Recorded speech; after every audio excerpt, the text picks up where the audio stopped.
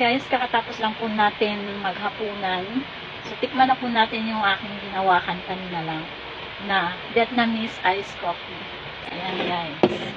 So, ito po siya. Ang pag-inom po nito ay kinukutsara po muna yung nandito sa ibabaw. Kasi ito po ay mixture ng egg.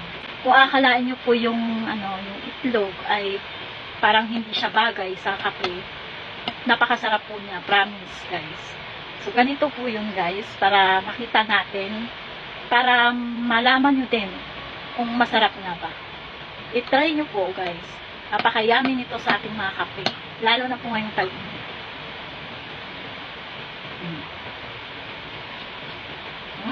Yummy! Itlog siya na tinapings natin. So hindi mo siya malalasahan. Ayan, para siya mag-mixture sa kape. Ganito naman ang gagawin natin. I-scoop tayo ng ganyan hanggang dun sa kape.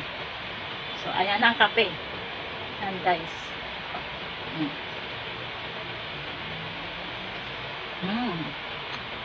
Bagay na bagay, nag-blend na yung lasa niya dun sa kape. Hindi siya ganun katapang yung kape. Kasi nga dahil dito sa mixture natin. So, ito po kasi ang Vietnamese iced coffee po. Ito po kasi noon, kaya naging Vietnamese iced egg coffee. Ang egg po kasi ay pinang-substitute nila nung time na nawalan po ng condensed sa Vietnam. Nawalan ng condensed milk sa Vietnam.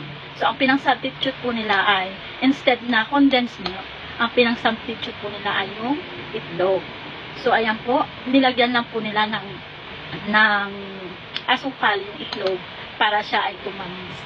So, ganyan po ang naging itsura nung ipakilala na po ito sa market. So, yung na yon, ito po kasi dati, nung nag-umpisa sila gumawa, ay nasa pa lang sila, kumbaga, nasa street nung Vietnam.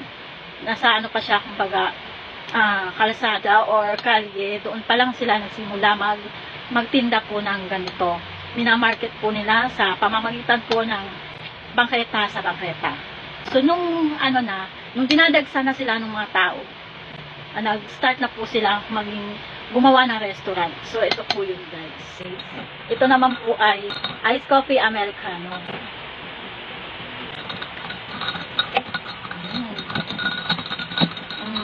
Para sa mga coffee lovers, ito ay magugustuhan nila.